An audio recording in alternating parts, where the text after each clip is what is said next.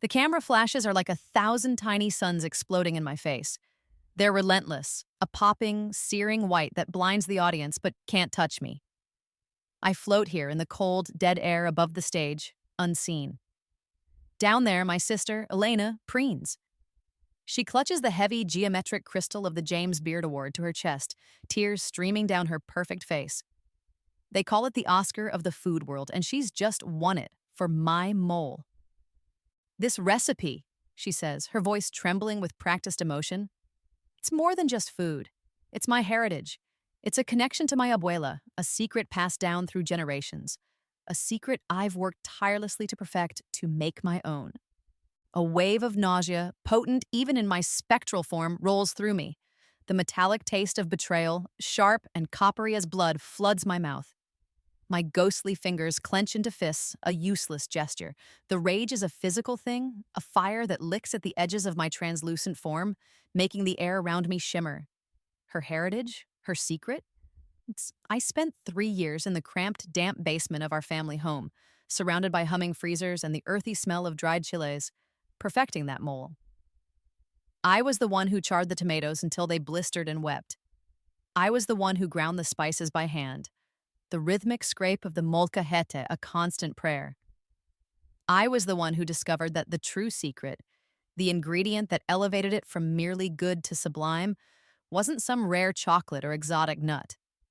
It was a whisper from one of Abuela's old, forgotten journals, a whisper Elena never heard. I perfected that recipe a week before the car accident, the one that turned me into this drifting, powerless spectator, the one that left Elena with my notebooks, my journals, my life's work. Now she stands in the spotlight that should have been mine, accepting an award for a dream she didn't dream. She's telling them about her culinary journey, her struggles, her vision. It's all my words, my story, repackaged in her more palatable, more charming shell. She was always the pretty one, the one people were drawn to. I was just the quiet, intense one in the kitchen. As she smiles for the cameras, a soft glow materializes in front of me, hovering in the air. It's a clock, ethereal and pulsing with a soft crimson light. The numbers burn bright. 23 hours, 59 minutes, and 57 seconds. The reincarnation window, my one chance. A cosmic rule I somehow understood the moment my spirit was ripped from my body. I had a choice, move on or go back. Until now, I hadn't known what to do. But seeing her up there, my legacy in her hands, my name a forgotten footnote in my own life story, the choice is painfully clear. 24 hours, that's all I have. The cosmic timer glows a deeper red, a silent, screaming ultimatum. In one day, that window will slam shut forever. I will either fade into whatever comes next, a ghost with a grievance, or I will go back. I will reclaim my culinary legacy, my restaurant, my life. I will stop her from building an empire on the foundation of my stolen dreams. I look at Elena, her face alight with a victory she didn't earn. The rage solidifies within me, no longer a hot, chaotic fire, but a cold, dense star of purpose. The timer ticks down 23 hours, 58 minutes, and 42 seconds. I close my spectral eyes and make my choice. I'm not done. I'm not letting her win. Not again. I'm coming back. The world slams into me with the force of a physical blow. One moment I am ethereal rage. The next I am flesh and bone and the blinding, throbbing pain of a headache. I gasp, a real, lung-filling gasp. And the air tastes stale, tinged with the scent of lavender-scented laundry detergent and teenage angst.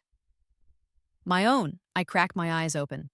The ceiling is a familiar swirl of plaster, decorated with a smattering of glow-in-the-dark stars I haven't bothered to take down. My posters are on the wall, faded prints of Escoffier and Julia Child next to a moody indie band. I'm in my childhood bed. I throw off the comforter and stumble to the full-length mirror leaning against the wall. The face staring back is mine, but not. It's me at 16. The annoying baby fat still clings to my cheeks, my hair is an untamable mess, and a smattering of acne dots my chin. There is no trace of the confident 24-year-old chef I became. There is no burn scar on my thumb, not yet. But the eyes are mine. They're old, ancient with a fury that doesn't belong in this young face. There's no time for an identity crisis. The memory of Elena's triumphant face is seared into my brain. The clock is ticking. My first life was stolen because I was too slow, too trusting, too methodical. This time, I move first. My fingers, small and clumsy in this new old body, find my phone on the nightstand. I scroll through contacts until I find his name. Marcus. My business partner. My best friend. The one who believed in me before anyone else. In my first life, it took me years to convince him, to save up, to build the business plan for the velvet spoon. I don't have years. I have hours. I press the call button, my heart hammering against my ribs. He answers on the third ring, his voice groggy. Maya, it's 7 in the morning on a Saturday. Everything okay? The velvet spoon concept is happening, I say, my voice coming out higher pitched, younger, but the command is there. But we start tomorrow. There's a long silence on the other end. I can picture him perfectly, running a hand through his perpetually messy blonde hair, his brow furrowed in confusion. Maya, you're supposed to be in high school. Did you have another fight with your parents? Are you planning on running away to culinary school again? No. And you're supposed to trust me when I say Elena will steal everything if we wait. The words taste like prophecy and poison. Elena, he scoffs, but it's a gentle sound. Your sister is busy planning her marketing degree. The most she's ever stolen is your last slice of pizza. What is this really about? This is the hard part. How do I explain a premonition? A memory of a future that hasn't happened yet? I can't. I have to gamble on the trust we built, a trust that, for him, is still in its infancy. Marcus, listen to me. I know this sounds crazy. I can't explain it all right now. But something happened, and it woke me up. All the plans we made, all the ideas we had for the future is now, today. Do you still have that money? The joint fund we started. I hold my breath. We'd started it 2 years ago in this timeline, a small account seeded with our savings from part-time jobs. My contribution was from washing dishes at a greasy spoon. His was from tutoring entitled rich kids. It was our dream fund. He hesitates. Yeah, I have it. I've been adding to it, actually. For when you finish school. I've just been sitting on it, waiting for your teenage rebellion phase to pass. Relief washes over me, so potent it makes my knees weak. It passed, I say. It passed in a fiery explosion. How much is in it? About 20 grand. Maya, that's not enough to... It's enough to start, I cut him off. It's enough for a lease deposit and a first month's rent. I know the perfect place, the old warehouse district down by the river. It's empty. We can get it for cheap. A warehouse? I thought we wanted something chic downtown. Trust me, this is better. Mobile, flexible, a ghost kitchen before the term even becomes trendy. A food truck empire. The ideas are downloading into my brain, fast and furious, a roadmap from a future I've already lived. Then a new thought strikes me, a cold spike of dread. My mother's voice drifts up the stairs. Elena, honey, are you ready for tonight? The Jacksons are so excited to hear about your new fusion concept.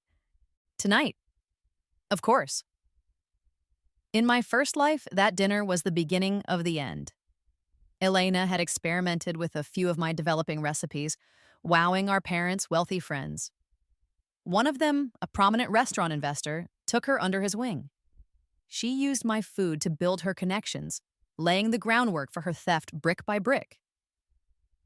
I gripped the phone tighter. Marcus, I have to go. I have a new deadline. I need that lease signed in 6 hours. 6 hours? Maya, that's impossible. Watch me, I say, and hang up. I stare at the 16-year-old girl in the mirror, at the fire in her ancient eyes. Elena's already making her move. She thinks she has all the time in the world. She has no idea I'm playing the game from the finish line. She might have stolen my first life, but I'll be damned if she gets this one too. The warehouse district smells of damp concrete, river water, and forgotten industry. It's a ghost town of brick and corrugated steel, a place most people in our pristine suburb avoid. But I see it for what it is. A blank canvas. Low overhead, endless parking, and 0 foot traffic, which is perfect. We don't need foot traffic. We're bringing the food to them. Marcus is waiting for me, leaning against his beat-up Honda, looking deeply skeptical. He's holding a manila folder with the lease documents he somehow managed to get from a commercial realtor buddy on a Saturday morning. He's a good friend. In my first life, he was the only one who showed up to my funeral. "You're sure about this, Maya?" he asks, gesturing to the hulking, graffiti-covered building behind him. "It looks like a place you get murdered in a horror movie."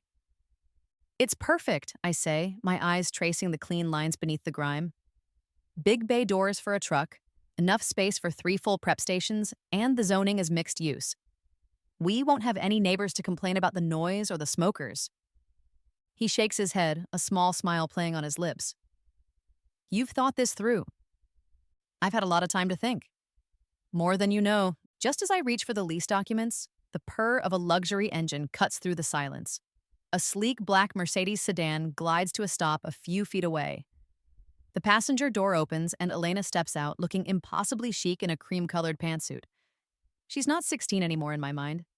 She's the award-winning thief from the future, and my entire body tenses. 2 men in expensive suits get out after her, investors. My blood runs cold. How? How could she possibly know I'd be here? She smirks, a slow, condescending smile that I know all too well. "Little sister," she says, her voice dripping with false sweetness. "Playing restaurant is cute, but the adults are talking business now." She gestures grandly at the warehouse. "I was just showing Mr. Harrison and Mr. Lee the future site of my new culinary venture." Marcus looks from her to me, his confusion palpable. "Your venture? Maya and I were just—" Elena waves a dismissive hand. "Oh, I know. I heard you on the phone this morning. So dramatic." She turns her attention to the investors, her voice becoming smooth and professional. "As I was saying, gentlemen, this location offers a unique opportunity for a disruptive dining experience. The potential for growth is astronomical." Mr. Harrison, a portly man with a shiny bald head, eyes me up and down. "Your sister looks a little young to be in this line of work." "She's a hobbyist," Elena says with a laugh. "A talented one, to be sure, but she lacks a certain vision. These gentlemen understand vision, unlike certain teenagers who think a dream is a business plan." The rage is back, cold and sharp. "Vision?" I say, my voice steady despite the tremor in my hands. "You mean the vision I outlined in the business plan you photographed from my laptop last month?" Elena's smile falters for a fraction of a second. The investors shift. "I have no idea what you're talking about. My concepts are entirely my own." "Prove it, Maya," she challenges, her eyes flashing with anger. She thinks she has me cornered. She thinks I'm just a kid with a grudge. I take a step forward, the gravel crunching under my worn-out sneakers. The cold concrete of the warehouse seems to echo the sudden, chilling silence. "All right, I will." I lock eyes with her. "The secret ingredient in Abuela's mole. The real one. Tell them what it is." She pales. I can see the frantic search in her eyes, flipping through the pages of my stolen notebook in her mind. She knows the recipe she has. The one with the dark chocolate, the ancho chiles, the hint of cinnamon. It's a good recipe, it's just not the great one. It's a specific blend of Oaxacan chocolates," she stammers, guessing. I let out a short, sharp laugh. The investors look at her, then at me. Mr. Lee, the quieter of the two, raises an eyebrow. "Wrong," I say, my voice ringing with clarity in the dead air. "It's ground cricket flour for the umami, and only I know the ratio." The silence that follows is absolute. Elena stares at me, her mouth slightly agape. Marcus's eyes are wide with shock. Mr. Harrison and Mr. Lee exchange an uncomfortable glance. In that moment, the power dynamic has irrevocably shifted. Elena may have the poise of the suit and the investors, but I have the truth. And in the kitchen, truth is the sharpest knife. I see it in her eyes. She's not just angry anymore, she's scared. She underestimated me. She thought she was stealing from a child. She had no idea she was robbing a ghost. The air in the warehouse district is thick with unspoken accusations. Elena, for once in her life, is speechless. Her carefully constructed facade has cracked, and for the first time her investors are seeing the frantic uncertainty underneath. But I know my sister. Fear doesn't make her retreat, it makes her attack. That's absurd, she finally sputters, forcing a laugh that sounds like breaking glass. Cricket flower? She's being ridiculous. She's just trying to sabotage me because she's jealous. She turns to her investors, her voice pleading. I have the documentation. I have the entire development history of my recipes. And then she plays her trump card. She reaches into her expensive leather tote bag and pulls out a slim portfolio. She opens it with a flourish. Inside, nestled in protective plastic sleeves, are my original handwritten recipe cards. My heart lurches. The faded index cards covered in my cramped, intense scrawl, stained with chocolate and chili powder. There are notes in the margins, dates of experiments, temperature variations. My entire 3-year journey, right there in her hands. See, she says, her confidence surging back. Everything documented. I've been working on this for years. Years, she says it so easily. But seeing those cards, I realized the truth. This wasn't a recent, opportunistic theft. She'd been planning this for months, maybe longer, systematically copying my work, biding her time, waiting for the right moment to claim it as her own. The betrayal is a fresh wound, deeper and more painful than I thought possible. She didn't just steal my future, she was actively trying to erase my past. The investors, Harrison and Lee, look at the cards. They see a meticulous record. They see what Elena wants them to see, a young prodigy's work. They look at me, a 16-year-old in a hoodie, and they see a jealous sibling. The tide is turning back in her favor. I can feel it. But they don't have all the information I do. I close my eyes for a second, and the world fast forwards. It's a strange, dizzying sensation that comes with this second life, a glimpse of the immediate future, a ripple in the pond of time. 3 hours from now, the realtor's office, the scent of stale coffee and photocopier toner. I'm signing the lease for the warehouse, the pen scratching my name onto the paper. Marcus is beside me, a grin splitting his face. My phone buzzes. It's a news alert. Local investor scammed us in culinary Ponzi scheme. Elena's face, tear-streaked and furious, is the thumbnail image. Harrison and Lee have vanished, with her seed money. The vision fades, leaving me with a cold, hard certainty. Elena's plan is built on a foundation of lies, and it's about to collapse. But her investors going rogue doesn't help me. I can't build my dream on her failure. I have to build it on my own terms. The warehouse is a trap. It ties me to one place, makes me a sitting duck. My first life taught me that. This life is about speed, agility. I pivot, instantly. While Elena is still basking in the glow of her supposed victory, showing off my life's work, I pull out my phone. My fingers fly across the screen, a flurry of motion. A text to Marcus. Change of plans. Forget the warehouse. It's a liability. We're going mobile first. Food truck empire instead of brick and mortar.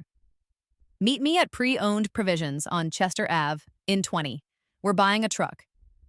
He looks up from across the small, tense circle, his phone buzzing in his hand. He reads the message, his eyes widening. He looks at me, a question in his eyes. I give him a tiny, almost imperceptible nod. Trust me. To Elena and her doomed investors, I offer a shrug. You win, I say, my voice flat. The warehouse is yours. Have fun with it.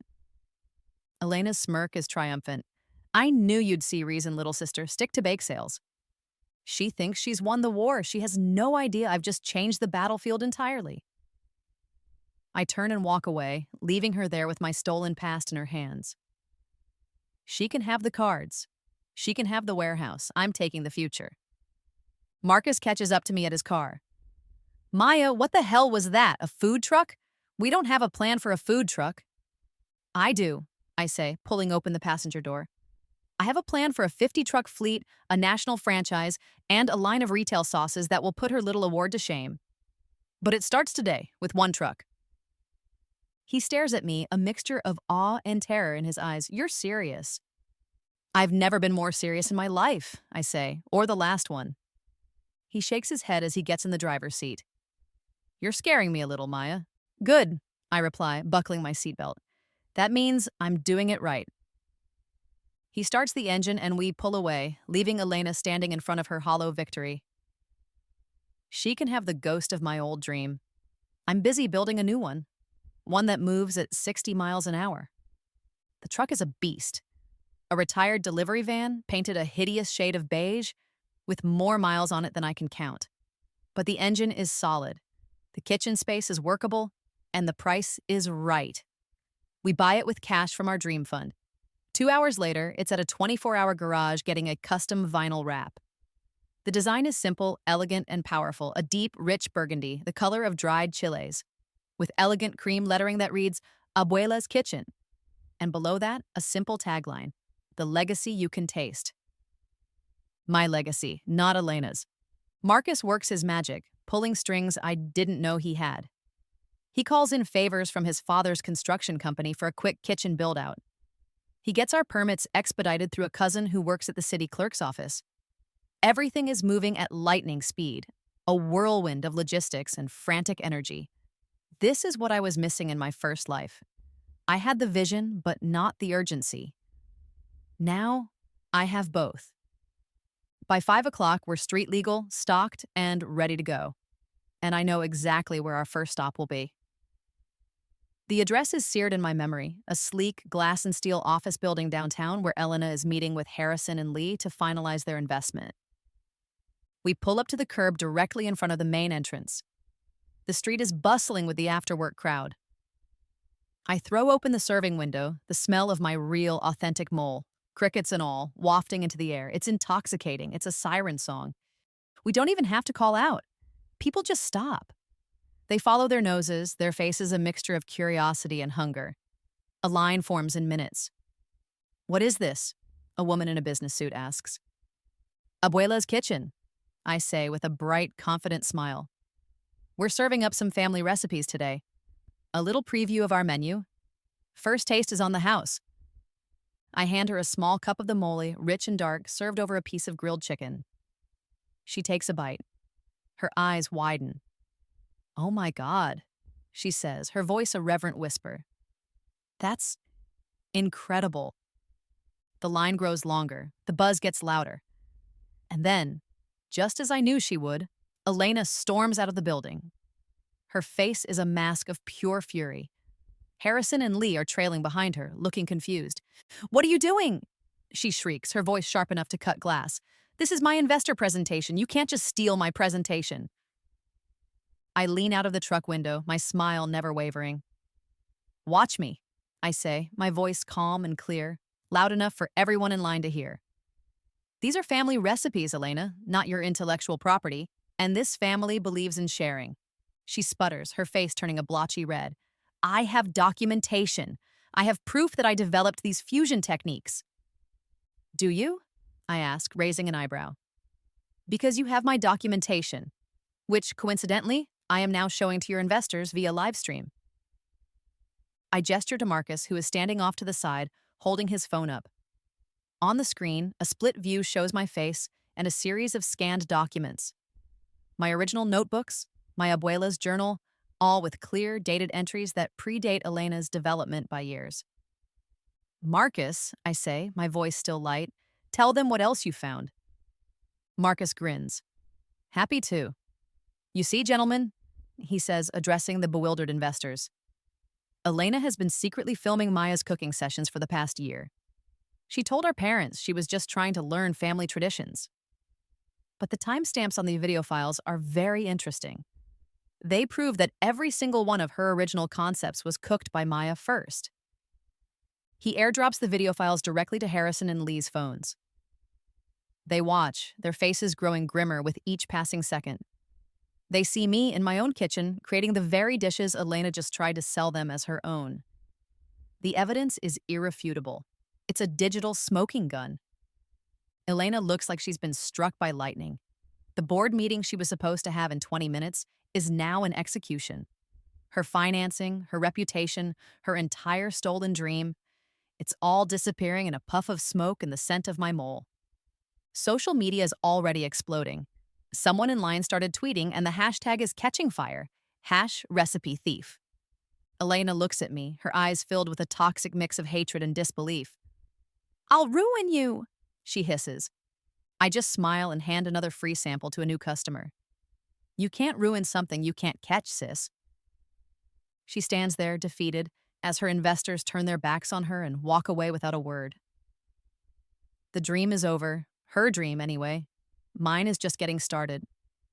The finale of the Food Network's Rising Star Chef is exactly as chaotic and overwrought as I remembered.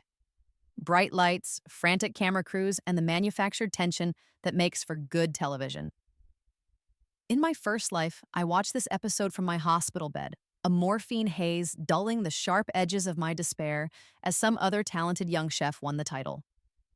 This time, I'm standing center stage, a crisp white apron tied around my waist, the heat of the set lights on my face.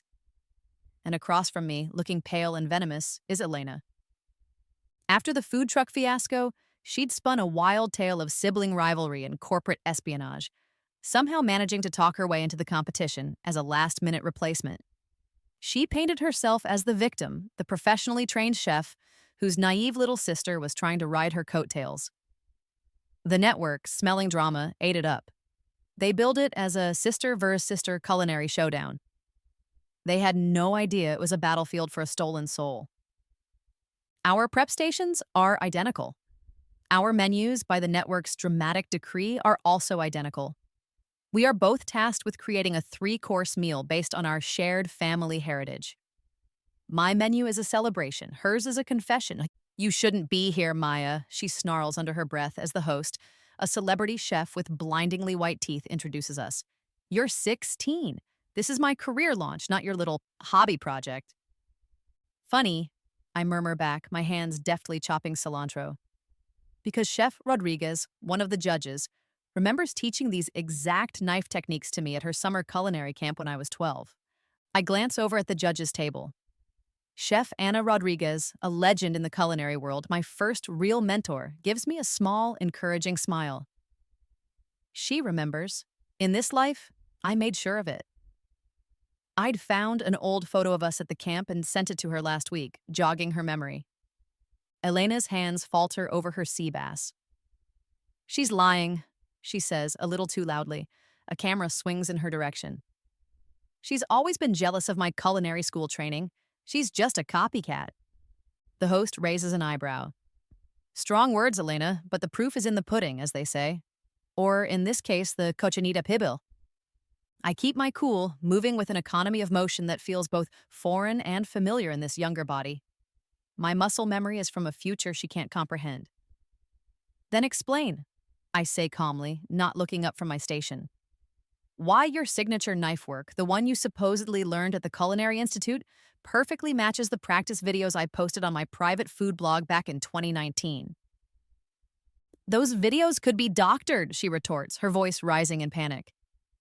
"Could be," I concede, finally looking at her, my eyes cold and steady. "But the burn scar on my thumb from perfecting the caramel tempering technique for your original flan recipe isn't doctored." I hold up my right thumb to the nearest camera. The scar is small, a silvery white mark against my skin. It's a permanent record of a mistake I made, a lesson I learned. A lesson she never had to. It's the one piece of evidence that exists on my body in this timeline, a phantom pain from a future she stole.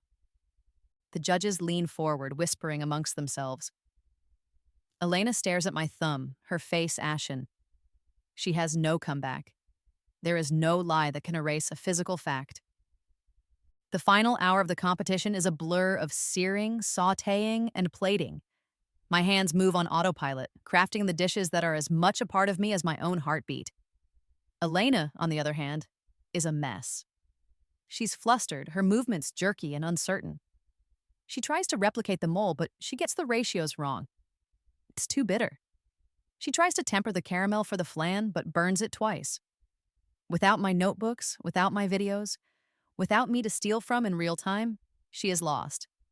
She's a performer who forgot her lines because she never wrote the script. As we present our final dishes, the contrast is stark. My plates are clean, confident, vibrant.